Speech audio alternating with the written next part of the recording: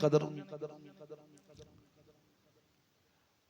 5वीं सदी हिजरी का वाक़या है कि एक खूबरू जवान है जिनका ताल्लुक़ ख़ानदान सादात से है। नबी अकरम नूर मुजस्सम सल्लल्लाहु अलैहि वसल्लम के ख़ानदान से ताल्लुक़ रखते हैं और अल्लाह तबारक व तआला ने आपको तक़वा से लबरेज़ फरमाया है और वो तक़वा ऐसा लबरेज़ है कि वो झलक रहा है, हर अमल से झलक रहा है, पता चलता है कि ये साहिब तक़वा है। और वो नौजवान नमाज चूंकि पढ़नी थी तो उसके लिए उन्होंने वज़ू बनानी थी, तो वज़ू बनाने के लिए वो एक नहर के किनारे बैठे, पानी बहता हुआ आ रहा है और वहाँ बैठे वज़ू करने के लिए। तो दौरान वज़ू काफ़ी दिनों की भूख भी है, जैसे आज हमारे और आपके यहाँ रिज़्क़ वाफिर मिक़दार में हर तरफ मौजूद है, पहले ऐसा नहीं था। तो वाफिर मिक़दार में रिज़्क़ नहीं है, तो कई दिन हुए हैं भूख को। तो भूख की वजह से आप देख रहे हैं कि एक सेब आ रहा है, उसी तरफ से बहता हुआ आ रहा है। तो शिद्दत भूख की वजह से आपने सेब का वो दाना उठाया, लिया और खा लिया आपने। अब जैसे पहले मैंने अर्ज किया था कि वो नौजवान हैं, ख़ानदान सादात से ताल्लुक़ रखते हैं, लेकिन तक़वा से लबरेज़ हैं। अब वो तक़वा इस बात को सोचने के लिए उनको मजबूर कर रहा है कि ये जो सेब का एक दाना आपने खाया है, आया ये आपके लिए हलाल भी था कि नहीं। तो इस सोच में और फिक्र में पड़े कि ये माले लुक़्ता है, गिरी पड़ी हुई चीज़ है, इसका तो हुक्म है शरान कि नहीं खाना चाहिए, और ये मैंने खा लिया है तो अब मेरा क्या बनेगा। इसे कहते हैं फ़िक्र आखिरत। और फ़िक्र आखिरत उसे होती है जिसे तक़वा अल्लाह तबारक व तआला अता फरमाए। तो वो सोचते रहे कि मैं क्या करूं। तो सोच सोच कर उन्होंने आखिर अंदाजा ये लगाया कि इस सेब के मालिक को ढूंढा जाए। तो आप उसी तरफ चल पड़े जिस सम से पानी आ रहा था, तो उसी तरफ आप चले और काफी दूर तक आप सफर करते रहे। खाया क्या है? एक सेब। और उसके लिए आपने इतना सफर, तवील सफर करके ढूंढते रहे कि ये सेब आया कहां से है। तो ढूंढते ढूंढते ढूंढते वो एक जगह पहुंचे, देखा कि इसी पानी की तरफ एक दरख्त है, उसकी एक शाख है इसी पानी की तरफ, और वो सेब का है। तो उन्होंने अंदाजा लगा लिया कि इसी दरख्त से गिरा होगा ये सेब। तो उन्होंने अंदर जाकर मालिक को ढूंढा कि मालिक कौन है। तो पता चला मालिक का। तो मालिक के पास आया और उनको कहा कि आप इस बाग के मालिक हैं, मुझसे बहुत बड़ा आपका गुनाह हुआ है। उनका क्या गुनाह हुआ है? मैं तो आपको जानता ही नहीं, आप कौन हैं मैं तो जानता ही नहीं आपको। आप भले न जाने, लेकिन मैंने आपका बहुत बड़ा कसूर किया है। उनका क्या कसूर किया है? तो आपकी बगैर इजाजत के आपके इस बाग से सेब का एक दाना मैंने खा लिया है। एक सेब मैंने खा लिया है और आपसे इजाजत नहीं थी, और मैं बहुत शिद्दत की भूख थी, इस वजह से मैंने वो खाया। तो अब वो सामने वाले जो मालिक है, उन्होंने देखा कि अल्लाह अकबर, ऐसा शख्स, ऐसा नौजवान, ऐसा साहिब तकवा शख्स कि एक सेब का दाना, एक सेब खा लिया है और उसके लिए आए हैं। तो उन्होंने यूं देखा कि इसको तो ऐसे तो नहीं छोड़ना चाहिए। क्यों? कि कदर वाले जानते हैं कि ये सामने वाला जो शख्स है, इसकी कदर है कि अल्लाह तबारक व तआला ने इसमें तकवा इस कदर भरा है। रब तबारक व तआला ने तकवा से इसको लबरेज फरमाया है, तो इसको ऐसे नहीं छोड़ना चाहिए। इसकी मजीद और ज्यादा इनको प्रैक्टिस करवाई जाए, और ज्यादा इसको साहिब तकवा बनाया जाए, तो इसे जाने न दिया जाए। तो अपने जो लोग होते हैं उनको धक्का दे के निकाला नहीं जाता, उनको रोका जाता है। तो ऐसे लोग बड़े नायाब होते हैं, बड़ी मुश्किल से मिलते हैं। तो उन्होंने उनको रोका। तो रोकने के लिए फौरन उनके जहन में आया कि किस तरीके से रोका जाए। तो उन्होंने कहा कि ए जवान, आपको पता है एक सेब आपने खाया है और बगैर इजाजत के खाया है, अब माफी मांगने आए हो, बस माफ कर दें, ऐसी आपकी माफी होगी। उनका तो हुजूर इसीलिए तो आया हूँ, माफी आप बताएं कैसे माफी होगी। मैंने तो अपने आप को आपके सामने पेश कर दिया है, आप जैसे चाहें जो चाहें जो कीमत मुकर्रर करें मैं देने के लिए तैयार हूँ। तो उन्होंने फरमाया कि अच्छा आप ऐसा करें कि यहाँ मेरे बाग में खिदमत करते रहें, फिर देखा जाएगा कि आपकी माफी होती है या नहीं। कन्फर्म फिर भी नहीं है, आप खिदमत करते रहे। तो खिदमत करते रहे तो बाग में काम करने वाले जानते हैं कि बाग में कितना काम होता है, कभी पानी दे रहे हैं, कभी कटाई हो रही है, तो कभी क्या, ये सारे काम करते जा रहे हैं। काम करते करते करते काफी उन्हें तकरीबन 12 साल का अरसा गुजर गया। और जुर्म क्या है, एक से। और ये 12 साल गुजरने के बाद उस बाग के मालिक के कुछ मेहमान आए, तो उन्होंने उसको बुलवाया कि आप आ जाएं इधर, कि कुछ मेहमान आए हैं तो इनके लिए सेब तोड़ के लाए। तो गए और सेब लेकर आए, उनके सामने रख दिया और चले। तो जब इन्होंने देखा कि कच्चे सेब लेकर आए हैं, तो फिर उनको बुलवाया कि आप इधर आ जाएं, कितने साल हो गए आपको ये बाग संभालते हुए? उन्होंने कहा 12 साल हो गए हैं। अच्छा 12 साल हो गए? जी 12 साल हो गए। इसी बाग में? जी इसी बाग में। ये किस चीज का बाग है? सेब का बाग है। अच्छा ये भी पता है, जानते भी हैं सेब किसको कहते हैं? जी हाँ जानता हूँ। तो ये सब कुछ जानने के बाद 12 साल से यहाँ आप काम भी कर रहे हैं, तो क्या आपको पता नहीं है कि कच्चे सेब कैसे होते हैं, पक्के कैसे होते हैं? मेहमान बैठे हुए हैं और आप कच्चे सेब तोड़ के लाए हैं। उन्होंने कहा अच्छा सेब कच्चे थे? जी हाँ कच्चे सेब आप लेकर आए हैं। उन्होंने कहा वल्लाहि बिल्लाहि सुम्मा तल्लाहि 12 साल हो गए हैं, मैंने वो एक गलती मुझसे जो हुई थी उसके बाद सेब की तरफ देखा ही नहीं है। मैंने काम तो मैं कर रहा हूं लेकिन मैंने देखा नहीं है, मुझे पता नहीं चलता कि कौन से सेब कच्चे होते हैं और कौन से पक्के होते हैं। 12 साल तो इनकी कदर इनके दिल में और ज्यादा बढ़ गई कि ऐसे साहिब तकवा शख्स। तो फिर उन्होंने कहा कि अब 12 साल आपको हो गए हैं यहाँ। तो उन्होंने कहा कि 12 साल हो गए, अब तो माफी हो गई है कि 12 साल में खिदमत करता रहा हूं? उन्होंने कहा नहीं, अब भी माफी नहीं है। माफी की अब सूरत यह है कि मेरी एक बेटी है और वो एक तरह से अंधी है, लंगड़ी है, लूली है, गुंगी है, बहरी है, उससे आप निकाह कर लें तो फिर आपकी माफी, फिर देखा जाएगा कि आपकी माफी हो सकती है या नहीं। उन्होंने कहा माफी हो जाएगी, चले ठीक है आप अगर कहते हैं तो ठीक है माफी हो जाएगी, लेकिन इससे निकाह करनी होगी आपको। उन्होंने कहा कि माफी हो जाएगी, चले ठीक है हमें ये भी मंजूर है। वाकया किसका है? एक नौजवान का है। ये पहले मैंने आपको बताया, नौजवानों ये किसका वाकया है? एक नौजवान का। और हम इन्हीं नौजवानों के मानने वाले हैं। तो इस नौजवान का ये वाकया है। तो ये कहते हैं कि ये नहीं, अगर आप सोच लें, मैं सोचूं कि हम हों और इस तरह की हम निकाह क्यों करते हैं? निकाह इस वजह से करते हैं कि अब हमारी खिदमत हो, हमारी घर में खिदमत हो। अगर इस तरह की लड़की हो जिसकी इस तरह की सिफात अगर बयान की जाए कि इस तरह की सिफात हो, तो आप ईमान से बताइए कोई तैयार होगा निकाह करने के लिए? कभी भी तैयार नहीं होगा। तो इन्होंने कहा कि माफी हो जाएगी, आखिरत का जो अजाब है उसके मुकाबले में ये कुछ भी नहीं है। पहले मैंने कहा कि तकवा से वो लबरेज है, जो तकवा से लबरेज होते हैं वो आखिरत पर उनकी निगाह होती है, नजरें आखिरत पर होती है। तो उन्होंने कहा कि आखिरत में मैं बच जाऊं भले कोई बात नहीं, उसकी खिदमत मेरे जिम्मे, लूली है, लंगड़ी है, अंधी है, मैं कर लूंगा, लेकिन बस आप माफ कर दें। उनका ठीक है आपकी माफी हो जाएगी, आप निकाह कर ले। तो निकाह हुआ। निकाह होने के बाद जब हुजरे उरूस में गए, तो देखा कि वो मुझे देख रही है। तो पता चला कि ये देखती भी है। तो सुना था बाप ने तो ये बताया कि बेटी है, अंधी है, देख नहीं सकती, तो ये देख रही है।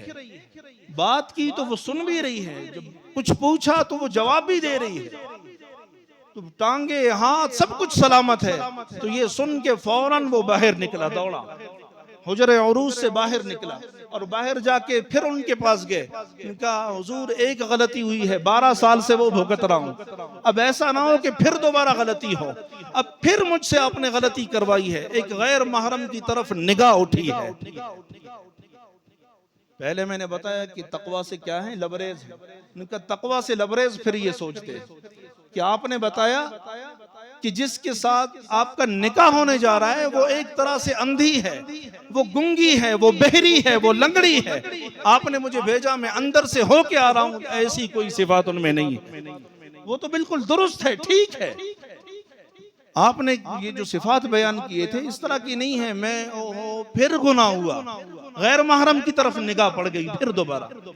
अब मैं क्या करूंगा, अब मेरा क्या बनेगा? तो उन्होंने कहा कि आप परेशान ना हो, गैर महरम की तरफ निगाह नहीं पड़ी, जिसकी तरफ निगाह पड़ी है वो आपकी ही ज़ौजा मोहतरमा है। मैंने उसी के बारे में कहा, आपने जो सिफात बयान की वो तो ऐसी नहीं थी। मैंने कहा वो एक तरह से अंधी है कि गैर महरम की तरफ कभी उनकी नजर पड़ी नहीं है। इस वजह से मैंने कहा कि वो एक तरह से अंधी है, वो एक तरह से गुंगी है कि कभी खिलाफ शरा गुफ्तगू की ही नहीं है, वो एक तरह से बहरी है कि खिलाफ शरा कलाम कभी किसी का सुना ही नहीं है, तो वो कभी खिलाफ शरा काम के लिए चली ही नहीं है।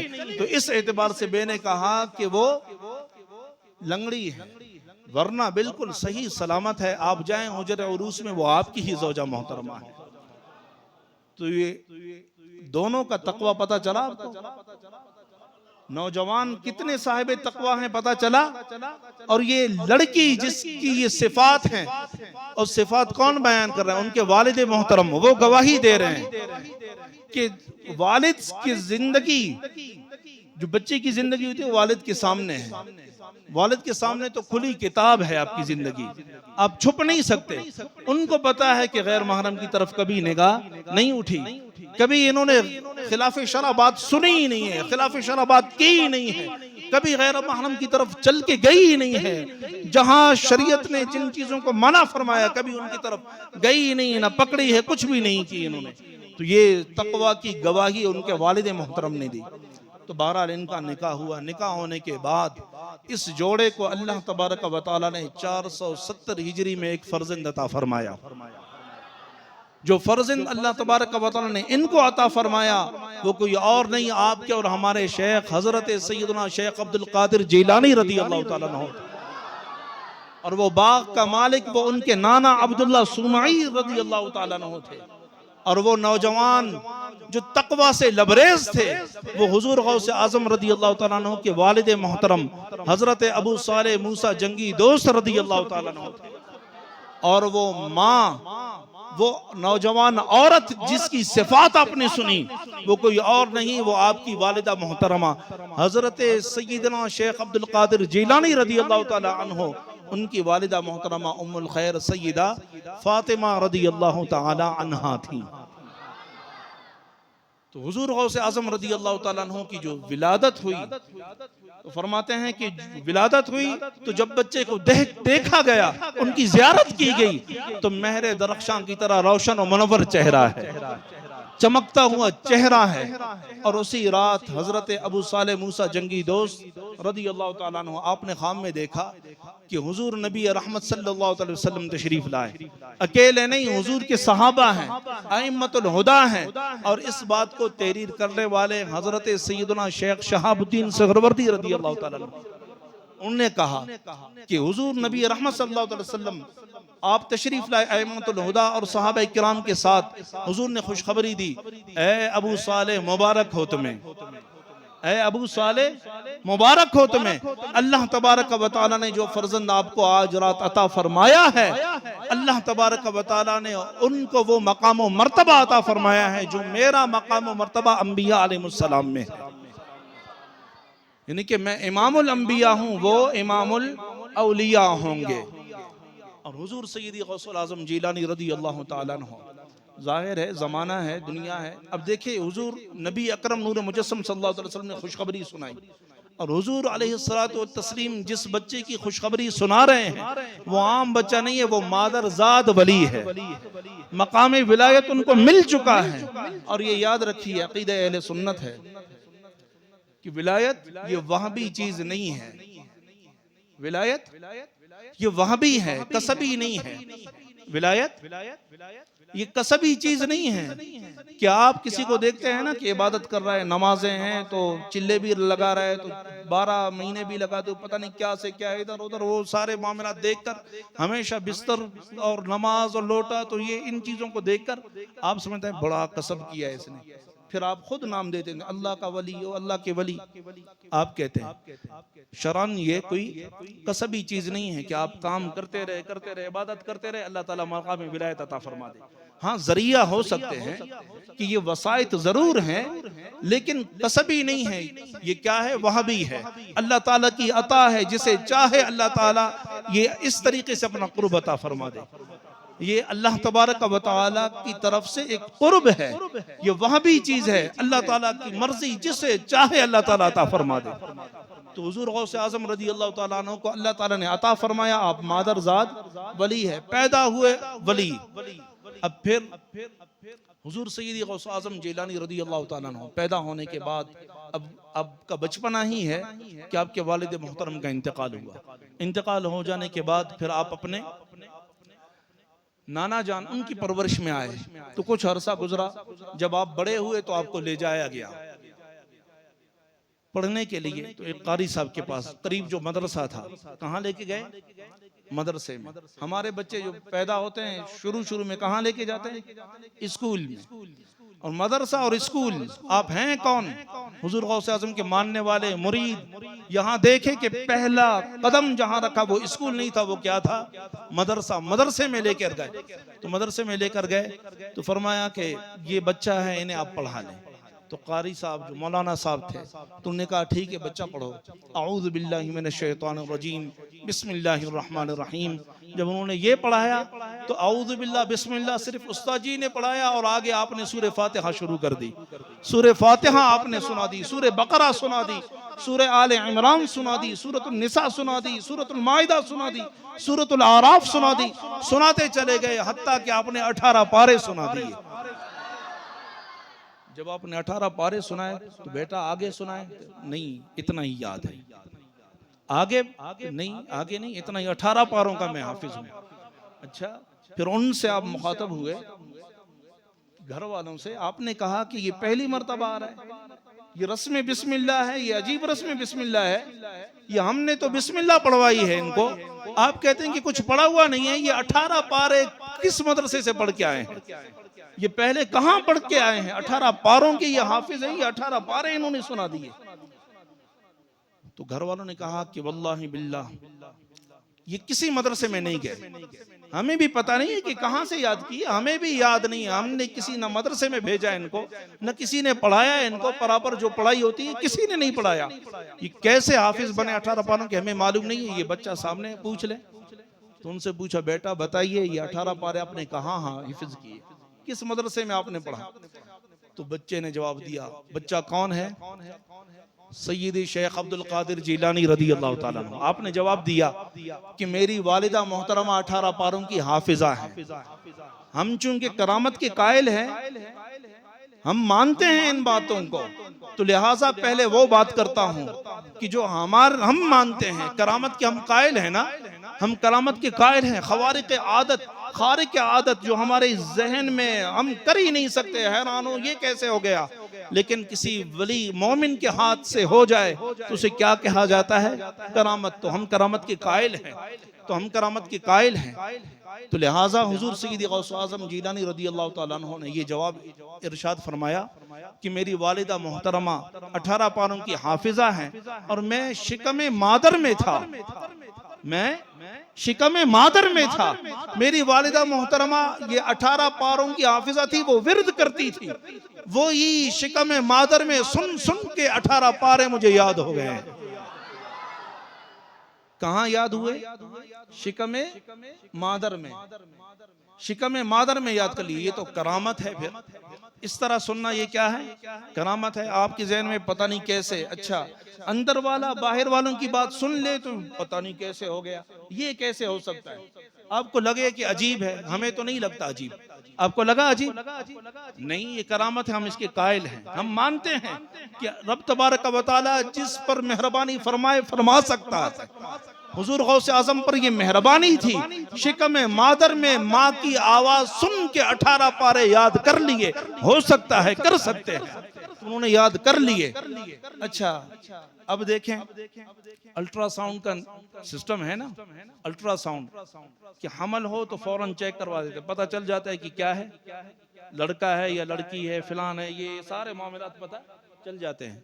छुपी हुई चीजें फौरन आश्कारा हो जाती हैं, जाहिर हो जाती हैं। हाँ, इसको सब मानते हैं। ये हमारी अपनी बनाई हुई चीजें हैं ना। ये मशीन कोई अल्लाह तबारक व तआला ने आसमान से तो नाजिल नहीं किया, ये खुद ही सोच के बैठ के ये अंग्रेजों ने बनाया। सारे मौलवी मानने के लिए तैयार है। हाँ, ये करामत है। नहीं, अंदर वाले ने बाहर की आवाज कैसे सुननी, ये कैसे हो सकता है? इस पे बड़ी परेशानी है। हमें कोई परेशानी नहीं, ये करामत है, हो गया ऐसा, बिल्कुल हम मानते हैं। लेकिन जो नहीं मानते चले उनके लिए फिर ये, अगर वो नहीं मानते तो कम से कम ये तो माने कि हुजूर गौसे आजम जीलानी रदी अल्लाह ताला अन्हु, उनकी वालिदा माजिदा ऐसी तय्यबा ताहिरा पाकीज़ा है, 18 पारे उनको याद हैं। और जब भी बच्चे को कोई परेशानी होती है फौरन कुरान की तिलावत शुरू करते हैं।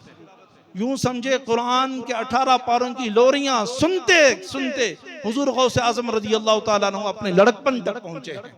तो सुन सुनकर आपने 18 पारे याद कर लिए। तो ये बचपन है, 18 पारे आपने याद कर लिए। जिनको लोरियां कैसी मिली कुरान मजीद फुरकान हमीद की, आपके बच्चे की तरह नहीं है कि जब बच्चे रोए तो उनको कार्टून दिखाते हैं आप। तो ये आपके बच्चे हैं। ये हुजूर गौसे आजम रदी अल्लाह ताला अन्हु कि जब बेचैनगी का इजहार हो तो वालिदा कुरान मजीद फुरकान हमीद सुनाती है, तो सुन के इस कदर गौर से सुनते हैं कि वो 18 पारे आपने याद कर लिए। तो हुजूर गौसे आजम जीलानी रदी अल्लाह ताला अन्हु आपने वहां बकी आपने पारे हिफिज कर लिए। तो हिफिज करने के बाद अब आप वालिदा मोहतरमा बहुत बूढ़ी हैं, ज़ईफ हैं, बूढ़ी हो चुकी हैं, उनको अब जरूरत है कि बेटा यहीं हो और खिदमत करे। अब कह भी नहीं सकते, इजाजत भी तलब नहीं करते, लेकिन दिल में एक ठाटे मारता हुआ समंदर है कि काश ये बगदाद के जो काफिले जा रहे होते हैं बगदाद की तरफ, आप खड़े होकर देखते हैं उनको और हसरत की निगाह से देखते हैं कि ऐ काश मैं भी बगदाद चला जाता, मुझे भी मौका मिलता, मैं भी जाता, इल्म और इरफान के मरकज में जाता, मैं भी पढ़ता, मैं भी तालीम हासिल करता। वो हसरत करते थे।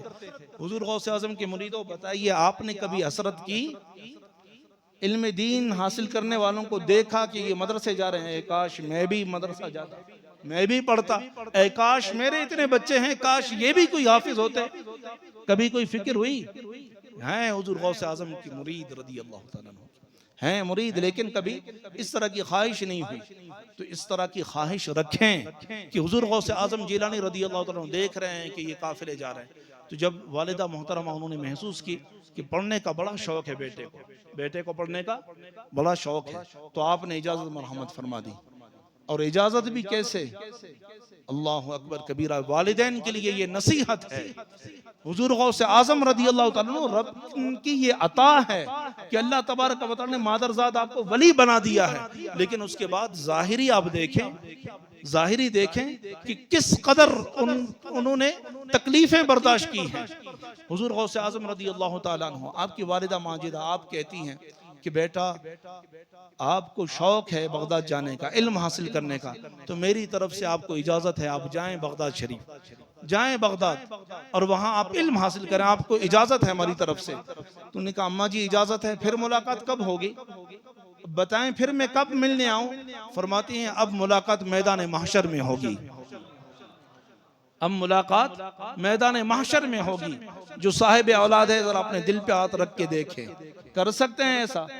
हुजूर गौसे आजम रदी अल्लाह ताला अन्हु की वालिदा माजिदा वो भी वलिया है, कामिल वलिया, तो उन्होंने इजाजत दे दी। हुजूर गौसे आजम रदी अल्लाह ताला अन्हु गए और रास्ते में जो 40 चोरों को आपने वली बना दिया था, जाते जाते ये इल्म हासिल करने जा रहे हैं और ये हाल है, जा रहे हैं और करामतों का ज़ुहूर है कि 40 चोरों को आपने क्या बना दिया?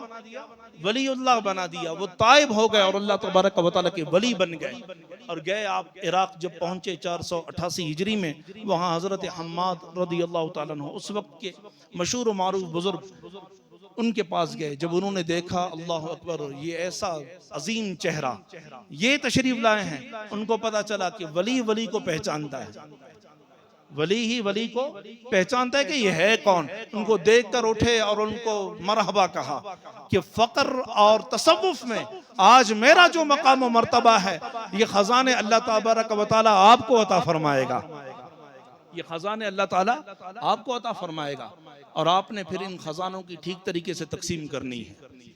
तो फिर हुजूर गौसे आजम रदी अल्लाह ताला अन्हु आप वहां से, अब ये देखें, पहले जहां आप तशरीफ लाए वो क्या था? खानेकाह। क्या था? खानेकाह। पहले खानेकाह में आए, जरा दिल की सफाई हो, पहले खानेकाह में आए ताकि दिल की सफाई हो। हुजूर नबी रहमत सल्लल्लाहु अलैहि वसल्लम ने मदरसा बाद में बनाया, पहले हुजूर ने क्या बनाया? खानेकाह। हाँ, पहले हुजूर ने खानेकाह बनाया। अब मुसीबत यह है कि हमारे यहाँ दोनों में अजीब लोग अजीब आ गए। खानेकाह में कोई खराबी नहीं है, मदारिस में कोई खराबी नहीं है, हाँ जो लोग संभालने वाले हो सकते हैं उनमें खराबी हो। तो देख लें कि खानेकाह में कौन है चलाने वाला। मदरसा तो है, चलाने वाले कौन है, पढ़ाने वाले कौन है, इनको देख लें, आंखें फाड़ें, देखें। सिर्फ ही नहीं मदरसे का नाम काफी है, नहीं खानेकाह नाम ही काफी है, नहीं देखें है कौन। ऐसा ना हो कि ये मौलवी अल्लाह अकबर कबीरा, ये अगर बिगड़ गए तो अल्लाह की पनाह। रब तबारक व तआला ने मौलवियों की तो फरमाया था यहूदियों के उलमा को, वला तश्तरू बिआयाती समनन कलीला, तुम्हारे पास खाने को कुछ भी नहीं, तुम मेरी आयतें बेच के खाओगे। ख्याल करना, मौलवी फिर ऐसे ही करते। ये खानेकाह वाले अगर बिगड़ गए तो दीन फरोश बन जाएंगे, बहरूपिये बन जाएंगे। तो लिहाजा दोनों तरफ एहतियात। तो हुजूर गौसे आजम रदी अल्लाह ताला अन्हु, फिर आप वहां से गए, जामिया निजामिया में आपने दाखिला लिया, वहां पढ़ते रहे, और किस शान से पढ़ते रहे। आप फरमाते हैं इतनी तकलीफें मुझे आई कि अगर वो तकलीफें किसी पहाड़ पर आ जाती तो वो पहाड़ भी रेजा रेजा हो जाता। इल्म की हुसूल के लिए इतनी तकलीफें मैंने बर्दाश्त की। फरमाते हैं बहुत ही ज्यादा जब तकलीफ होती तो फिर मैं जमीन पर लौटपौट होता और कुरान की ये आयतें तिलावत करता, इन्न मअल उसरि युसरा, इन्न मअल उसरि युसरा, कि आज सख्ती के बाद आसानी है, सख्ती के बाद आसानी है। फिर दिल की कैफियत दुरुस्त हो जाती कि अब आगे अल्लाह तबारक व तआला आसानी पैदा फरमाएगा। और फिर आपके पास कोई इस तरह नहीं है कि हमारे तलबा आप जाएं और वहां से पैसे आते रहेंगे, तलबा के लिए पैसे वालिद भेजते रहते हैं, तो वहाँ इस तरह नहीं था, कुछ भी ऐसा नहीं था। हुजूर गौसे आजम रदी अल्लाह ताला अन्हु वहाँ रहे, सबक लेकर आप चले जाते हैं जंगलों में, कि किसी से कोई दोस्ती नहीं है। कहाँ चले जाते हैं? जंगलों में। इबादत भी कर रहे हैं और पढ़ भी रहे हैं, वहां जाकर आप पढ़ते हैं। और फिर कुल कायनात मुकम्मल सब कुछ क्या है? एक जुब्बा है सूफ का। किसका? सूफ का एक जुब्बा है, एक ही जोड़ा है, यूं समझ ले। और कोई तकिया मकिया ये वो कुछ भी नहीं, बिस्तर ये जमीन है, जमीन पर सो जाते हैं और सर के नीचे ईंट रखते हैं, तकिया है ये। तो इस तरीके से, और खाने पीने के लिए भी कोई चीज नहीं है। दिजला के करीब आप जाके रहते हैं और खुद रो जो बोटियां हैं और खुद रो जो सब्जियां हैं वो आप खा के गुजारा कर रहे हैं। तो इस तरीके से ये मुशक्कत और मेहनत वगैरह आप करते रहे। और फिर अपनी किताबों से कितनी मोहब्बत थी ये तलबा के लिए कि आप इल्म हासिल कर रहे हैं। तो इल्म हासिल करने वालों के लिए ये जरूरी है कि जिनसे इल्म हासिल करे उस्ताद, उनकी इज्जत जरूरी है। और जो जरिया है इल्म का, किताब कलम, इनकी इज्जत होनी चाहिए। और फिर जिस मदरसे में पढ़ें उसकी इज्जत होनी चाहिए। हुजूर गौसे आजम रदी अल्लाह ताला अन्हु बाहर हैं और आप फरमाते हैं कि यहाँ कोई कमरा वगैरह तो नहीं है। तो बारिश जब होती है तो बारिश में हुजूर गौसे आजम रदी अल्लाह ताला अन्हु किताब नीचे रखते हैं और ऊपर खुद लेट जाते हैं कि किताब गीली ना हो बारिश में। इस कदर आपको एहसास है अपनी किताबों का। तो अजीज़ा ने गिरामी कदर, हुजूर सैयदी गौस आजम जीलानी रदी अल्लाह ताला अन्हु ये सारे मामलात अब पढ़ कर जब आप फारिग तहसील हुए, जो उलमा फारिग तहसील होते हैं ना, दस्तारबंदी हो जाती है। दस्तारबंदी होने के बाद अब हुजूर गौस आजम रदी अल्लाह ताला अन्हु जब आप मसनदे मिंबर पर फाइज हुए, दरसो तदरीस आप करने लगे, तो शेख मुहक्किक अल इतलाक शेख अब्दुल हक मुहद्दिस देहलवी रदी अल्लाह ताला अन्हु आप फरमाते हैं कि जब आप गुफ्तगू फरमाते तो 13 उलूम में आप गुफ्तगू फरमाते थे। 13 उलूम में आप गुफ्तगू फरमाते थे और ऐसे बेहतरीन अंदाज में, हर तरीके से किसी चीज में कमी नहीं थी, ऐसे बेहतरीन तरीके से आप गुफ्तगू फरमाते कि बैठने वालों पर हैबत तारी हो जाती थी। जब आप गुफ्तगू फरमाते, खौफ खुदा लोगों को देते, तो आपके मजमे में 70-70 हजार लोग जमा होते तो उनमें कई लोगों के जनाजे उठते थे। और क्यों ना हो, हुजूर गौसे आज़म रज़ी अल्लाह तआला ने फरमाया कि जब पहली मरतबा तकरीर करनी थी तो हमेशा पहली मरतबा तकरीर करने में बड़ी टेंशन होती, इतने सारे लोगों के सामने बोलूंगा कैसे। तो हुजूर गौसे आज़म फरमाते हैं कि जब मुझे ऐसा लगा कि इतने सारे लोगों के दरमियान में बोलूंगा कैसे, तो सुबह बोलना है। और रात को हुजूर नबी रहमत सल्लल्लाहु अलैहि वसल्लम ख्वाब में तशरीफ लाए और हुजूर नबी रहमत सल्लल्लाहु अलैहि वसल्लम है और आपके साथ हजरत सैयदना अली मुर्तज़ा रज़ियल्लाहु ताला अन्हु है। पहले हुजूर हजरत अली मुर्तज़ा रज़ियल्लाहु ताला अन्हु ने अपना लुआब दहन मेरे मुंह में डाला, फिर हुजूर ने अपना लुआब दहन मेरे मुंह में डाला। अब फिर यही है कि मंबे फैज़ और हिकमत बन गया, हिकमत भरी बातें अब इस जबान से जारी हैं। और फिर हिकमत भरी बातें आप कर भी रहे हैं और फिर आप कह रहे हैं कि या रब्बल आलमीन, ये हिकमत भरी बातें जब तक तेरे रजा के लिए है मैं बोलता रहूं। पहले बोल नहीं सकता था, अब बोलता हूं। जब तक तेरी रजा के लिए तेरे जिक्र में ही बोलता रहूं, तो ए मालिक व मौला बोलता रख। अगर तेरे जिक्र से इधर उधर हट जाऊं तो बस फिर बोलना बंद कर दे मेरा।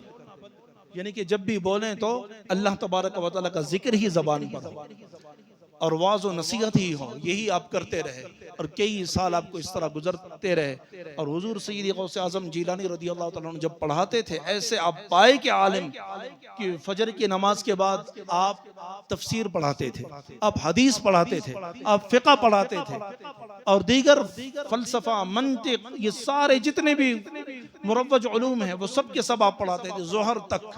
कब तक? ज़ोहर तक। फिर लगता होगा सारी रात तो फिर आराम फरमाते होंगे। सारी रात आराम करने वाला फिर ही सुबह काम कर सकता है, तो ये सुबह फिर पढ़ाना ये कौन पढ़ा सकता है? वही जो सारी रात आराम करे। ये हमारी तबीयत है। फरमाते हैं ये तुम्हारी तबीयत होगी, हुजूर गौसे आज़म की तबीयत ऐसी नहीं थी। वो पूरे दिन में 1000 रकात भी पढ़ते थे, 1000 रकात नफिल पढ़ते थे। आज के कादरियों को क्या हो गया कि 5 वक्त नमाज भी नहीं पढ़ सकते। हुजूर गौसे आज़म रज़ियल्लाहु ताला अन्हु नमाज़े फर्ज तो पढ़ते थे, उनके अलावा 1000 रकात नफिल पढ़ते थे। और आप सारी रात 15 साल तक रात को कुरान मजीद फुरकान हमीद की तिलावत शुरू करते और सुबह फजर तक आप पूरा कुरान मजीद पढ़ते थे। 1-2 दिन नहीं, कितने साल? 15 सालों तक यही मामूल रहा। 40 साल तक आपका मामूल यही था कि इशा में वुजू फरमाते, इशा की नमाज पढ़ते और उसी वुजू से फिर आप फजर पढ़ते। तो क्या मतलब? सोते नहीं, आराम नहीं करते थे। इस तरीके से आपने ये मुजाहदात, मैं कहता हूँ कि मुजाहदात अगर किसी ने सिखाए हैं सहाबा की किराम रिदवानुल्लाह ताला अलैहिम अजमईन के बाद, इसी बारगाह से मुजाहदात मिले हैं। चाहे जिस तरीके के भी वो शेख हो, मुजाहदा इसी दरबार से मिलेगा। हुजूर गौसे आज़म ने वो मुजाहदा फरमाया कि सबके लिए रहनुमा बन गए। हर मुजाहदा करने वाले के लिए आप रहनुमा बन गए। इल्म दीन हासिल करने वाला मुजाहदा करना चाहता है तो आपकी तरफ रुजू करे। देखे हुजूर गौसे आज़म रज़ियल्लाहु ताला ने किस तरीके से मुजाहदा में करते हुए इल्म आपने हासिल किया, तो उनकी तरफ तवज्जो करे। जो राह सुलूक के मनाजिल तय कर रहे हैं वो देखें हुजूर गौसे आज़म को कि किस तरीके से आपने इस्तिकामत के साथ राह सुलूक के मनाजिल आपने तय किए। तो इस तरीके से ये सारे राहें आप तय करते रहे। अल्लाह तबारक व तआला ने इल्म व फन में आपको ऐसा कमाल अता फरमाया कि सारी रात इबादत में और कुरान मजीद की तिलावत में भी गुजर रहा है। और इसके अलावा हुजूर सैयदी गौसे आज़म जीलानी रज़ियल्लाहु ताला अन्हु ज़ोहर की नमाज के बाद, अब हम और आप हों तो अभी तो कैलूला करना चाहिए। ज़ोहर के बाद खाना खा लिया तो अब क्या करना चाहिए? कैलूला, जरा आराम कर लें। हुजूर गौसे आज़म रज़ियल्लाहु ताला अन्हु ज़ोहर की नमाज खुद पढ़ाते और ज़ोहर की नमाज पढ़ाने के बाद आप तजवीद व क़िराअत के साथ कुरान मजीद पढ़ाते थे। और आप आजकल है सबा अशरा का कारी, यानी कि सबा अशरा एक क़िराअत पढ़ने के लिए उसका कोर्स है 2 साल। जो हम क़िराअत पढ़ते हैं ना, क़िराअत इमाम आसिम कूफी बतरीक़े शातिबी बरवायत हफ्स बतरीक़े शातिबी, इसको याद करने के लिए 2 साल लगते हैं। कितने साल? ये एक क़िराअत। इसी तरह क़िराअतें कितनी हैं? 7। ये 2 2 2 जमा करें स्कूल वाले, कितने हो गए? कितने साल? 14 साल के बाद कोई सबाशरा का बेहतरीन कारी बन सकता है। हुजूर गौसे आजम ज़ोहर के बाद कुरान पढ़ाते थे, इसी तरह किरातों में पढ़ाते थे, यानी कि आप सबाशरा के कारी भी थे और ज़ोहर के बाद आप पढ़ाते थे। अब अगर किसी मौलवी को आप कहें ना कि कुरान पढ़ाएं, तो वो कहते ओहो, मैं मौलवी कुरान पढ़ाऊं, मैं नाज़िरा पढ़ाऊं, मैं पढ़ाऊंगा कुरान? हुजूर गौसे आजम कुरान पढ़ाते हैं। और ये नहीं है कि अपने लिए आर महसूस करें कि नहीं, अल्लाह तबारक व तआला ने ये दौलत अता की है तो कुरान आप पढ़ाएं। तो इसी तरीके से आप कुरान की तिलावत और आप पढ़ाते रहें असर तक, यही मामूल। और फिर मगरिब के बाद आपके अपने जिक्र और अज़कार वगैरह, ये सारे मामले। तो हुजूर गौसे आजम रदी अल्लाह ताला अन्हु, आप सारी रात फिर इस तरह इबादतों में गुजरते और पूरा दिन आप इसी तरह लोगों को पढ़ाते भी थे और सुलूक के मनाजिल आप तय भी फरमाते थे। और हुजूर सय्यद गौसुल आज़म जिलानी रदी अल्लाह ताला अन्हु, इतना आपने इल्म हासिल किया, इतना आपको कमाल मिला। तो इतना कमाल मिलने के बाद जाहिर है अब उस वक्त के जो उलमा थे उनके दिल में ये ख्वाहिश पैदा हो गई कि ये कैसे, अब लोग तो इनकी तरफ राग़िब है, हमारा क्या बनेगा? लोग जो इनकी तरफ राग़िब है, हमारा क्या बनेगा? तो सारे 100 मौलवी मिल गए। तो 100 मौलवियों ने यही किया कि हम 10-10 सवाल याद करके जाएंगे। मैं इधर से सवाल पूछूंगा, वो कहते हैं मैं इधर खड़े होकर सवाल पूछूंगा, वो कहते उधर से मैं सवाल पूछूंगा। 10-10 सवाल लाजवाब करेंगे ताकि फिर लोगों को पता चले, तालिबों को देखा इनको तो फिलहाल मसले का जवाब नहीं आया, इसको छोड़ दो, इस मौलवी के पास जाते हैं। कोई जरा जोर टूटे तो सही, तो ये तो जोर टूट ही नहीं रहा, कोई जोर टूटे तो सही। ये उन्होंने हीला किया। आ गए अब हुजूर गौसे आज़म रदी अल्लाह ताला के मजलिस में बैठे, तो 100 इधर उधर हर तरफ, यानी कि 100 बंदे बैठे हुए, 10-10 मसले याद किए। तो फरमाते हैं कि इस बुरी नीयत से आए थे, तो देख रहे हैं, तो देखते देखते ऐसे लगा कि हुजूर गौसे आज़म रदी अल्लाह ताला के सीने मुबारक से एक तलवार निकली, नमूदार हुई। वो तलवार उन्हीं 100 लोग जितने भी थे इधर उधर बैठे हुए थे, उन सब के सीने पे यूं चल गई। फरमाते यूं ही चल गई। अब उठे सवाल करने के लिए, कांप रहे, कोई एक हर्फ भी नहीं आता कि बोले। एक यही हाल, दूसरा उठा तो यही हाल, तीसरा उठा यही हाल। तो सब के सब मौलवी 100 उठे और रोने लगे। हुजूर गौसे आज़म रदी अल्लाह ताला के कदमैन शरीफैन में आकर गिरे और माफी तलब की। फिर हुजूर गौसे आज़म ने उनकी तरफ निगाह फरमाई, फिर उनका इल्म उद कराया। तो कहते हैं कि हम तो बिल्कुल जाहिल हो गए, खड़े भी लोगों के सामने नहीं हो सकते, कुछ याद ही नहीं है कि क्या हमने पूछना था। तो वो पूछना, वो सारी शैतानी वाली बातें तो गई, अपना इल्म भी हमसे गया, कुछ याद ही नहीं रहा।